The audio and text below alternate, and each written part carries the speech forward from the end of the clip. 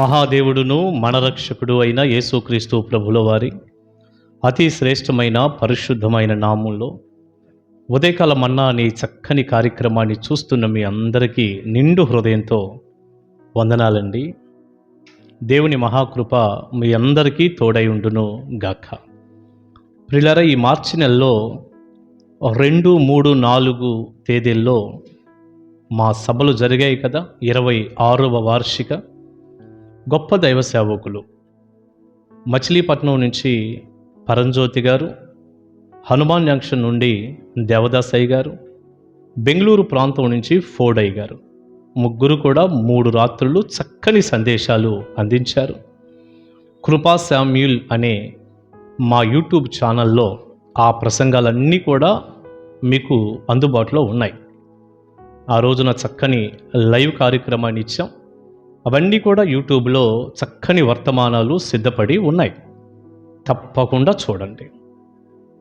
ఎంత శ్రేష్టమైన వర్తమానాలు ఆ దైవ సేవకులు అందించారో నేనైతే ప్రభువుని ఎంతగానో స్తుతిస్తున్నాను. మీరు కూడా చూడండి, దీవించబడండి. ముఖ్యంగా మార్చి 3వ తారీఖున సభలో ఓ చక్కని పాట రిలీజ్ చేశాం. పరలోకమందున్న మా తండ్రి అన్నటువంటి చక్కని పాట, పరలోక ప్రార్థన మీద రాయబడినటువంటి పాట. చాలా చక్కని పాట. తప్పకుండా అది కూడా మా ఛానల్లో ఉంది. మీరు చూడండి, వినండి. దైవ దీవెన ఆశీర్వాదాలు నిండారులుగా పొందండి. రండి, పరిశుద్ధ గ్రంథంలో నుంచి ఈ సమయానికి దేవుడు సిద్ధపరిచిన ఒక చక్కని వర్తమానాన్ని మనం ఇలాగా తీసుకుందాం, చదువుదాం. సమూయేలు 2వ గ్రంథం 12వ అధ్యాయం 14-15 వచనాలు కలిసి ఉన్నాయి, చదువుకుందాం. అయితే ఈ కార్యము వలన యెహోవాను దూషించుటకు ఆయన శత్రువులకు నీవు గొప్ప హేతువు కలగజేసితివి గనుక నీకు పుట్టిన బిడ్డ నిశ్చయముగా చచ్చునని దావీదుతో చెప్పి తన ఇంటికి వెళ్ళెను. దావీదు మహారాజు పాపం చేశాడు. బత్షెబతో వ్యభిచారం చేశాడు. ఊరియాని చంపించాడు. చాలా ఘోరమైనటువంటి తప్పుల్లో పడిపోయాడు. సుమారు 1 సంవత్సరం కాలం గడిచింది. ఎవరికీ తెలియలేదులే ఇది అనుకున్నాడు. నన్నెవరు ప్రశ్నిస్తారు, ఎవరికి తెలిసిద్దిలే అని ధీమాగా తిరుగుతున్నాడు. ఎవరికి తెలియకపోయినా దేవునికి తెలియదా? దేవుడు నాతాను అనే ఒక ప్రవక్తకి మొత్తం వివరంగా చెప్పి దావీదు దగ్గరికి పంపించాడు. పంపించినప్పుడు వచ్చిన దైవజనుడు ఉన్నట్టుగా ఒక చక్కని కథ రూపంలో దావీదుకు చెప్పి, ఆ మనుష్యుడు నువ్వే పాపం చేశావు అన్నప్పుడు దావీదు చాలా పశ్చాత్తాపడి నేను పాపం చేశాను అని ఒప్పుకున్నాడు. ఆ తరువాత 14-15 వచనాల్లో మనం ఈ సందర్భంలో చదువుతున్నాం. ఏమని చదువుతున్నామంటే, నాతాను ప్రవక్త అంటున్నాడు, ఈ కార్యము వలన అంటే నువ్వు చేసిన ఈ పాపాన్ని బట్టి యెహోవాను దూషించుటకు ఆయన శత్రువులకు నీవు గొప్ప హేతువు కలుగజేసేవి. నువ్వు ఈ పాపం చేశావు గనక దేవుని శత్రువులు ఉన్నారే, దేవుడు అంటే ఇష్టం లేకుండా ఉన్నారు చూడండి, వ్యతిరేకంగా వారికి నువ్వేం కలగజేశావంటే దేవుణ్ణి దూషించటానికి ఒక కారణాన్ని కలగజేశావు, ఒక హేతువుని కలగజేశావు. ఎంత తెలివి తక్కువ పని చేశావు. దేవుని నామానికి అవమానం కలిగింది. దేవుని నామం దూషింపబడుతుంది. శత్రువులు ఆయన నామాన్ని దూషించటానికి నీవు ఒక హేతువు కలగజేశావు అన్నాడు. ఇలా నిజంగా ఈ మాట చదివినప్పుడు నాకు ఆశ్చర్యం.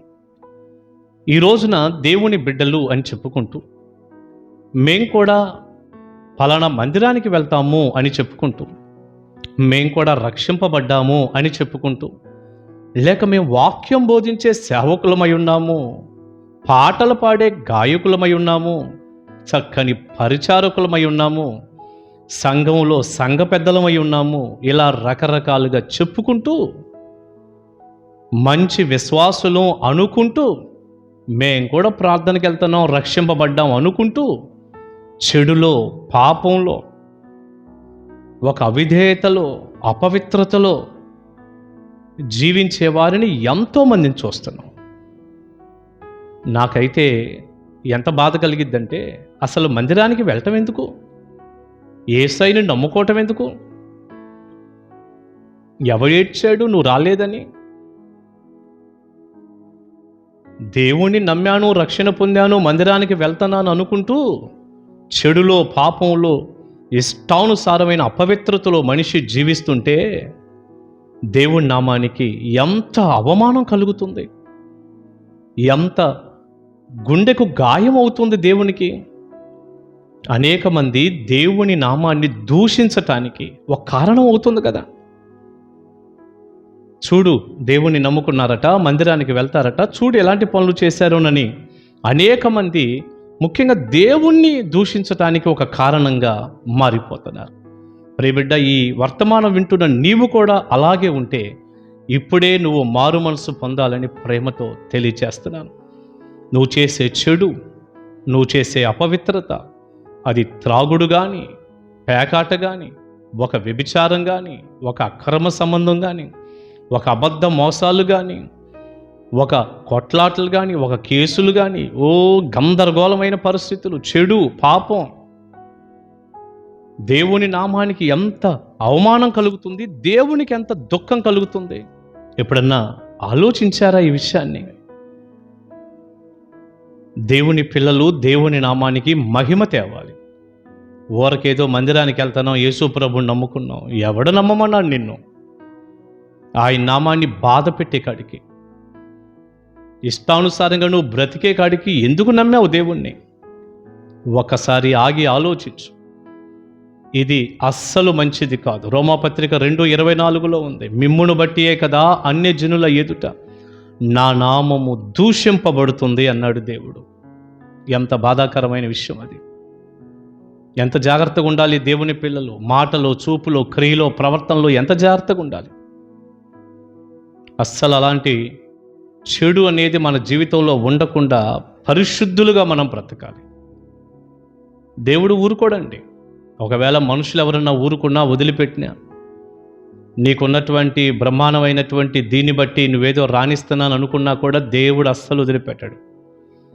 ఇక్కడ చూడండి, దావీదుతో దేవుడు ఏం చెప్పించాడు?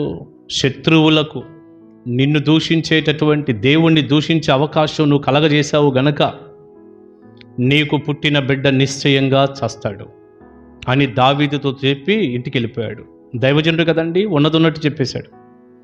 అదే ప్రకారంగా పాపము వలన పుట్టినటువంటి బిడ్డ చచ్చాడు.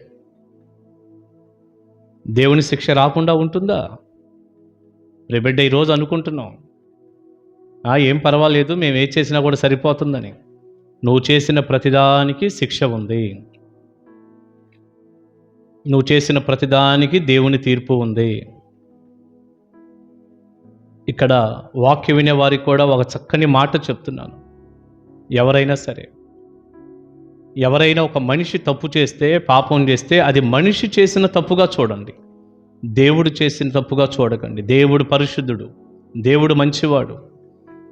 యేసు క్రీస్తు అనే ఈ మహాదేవుడు చాలా మంచి దేవుడు, గొప్ప దేవుడు. మనిషిని బట్టి దేవుణ్ణి మీరు తక్కువ చేయకూడదు. ప్రభువుని నమ్ముకోండి, పరలోక రాజ్యానికి వారసులు అవ్వండి. ఇక దేవుని బిడ్డలు అని చెప్పుకుంటూ చెడులో ఉంటే గనక దేవుడు శిక్ష తప్పకుండా వచ్చి తీరుతుంది, అందులో అనుమానం లేదు. పాపము వలన వచ్చు జీతం మరణం.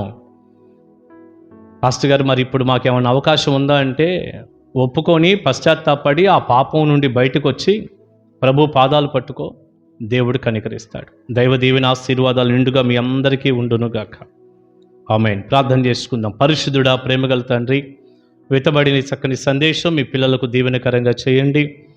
దేవుని బిడ్డలుగా మేము ఎప్పుడైనా నాయనా చెడులో, పాపంలో ఉంటే మీ నామానికి ఎంత అవమానం, మీ గుండెకి ఎంత గాయం.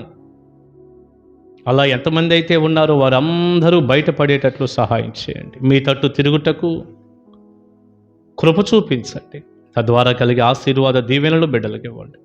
యేసు నామాని ప్రార్థన మనవులు అడుగుచున్నాను తండ్రి. Amen, amen. God bless you. దేవుని కృప మీ అందరికీ తోడై ఉండునుగాక. కలుసుకుందాం ఉదయకాల మన్నాలో.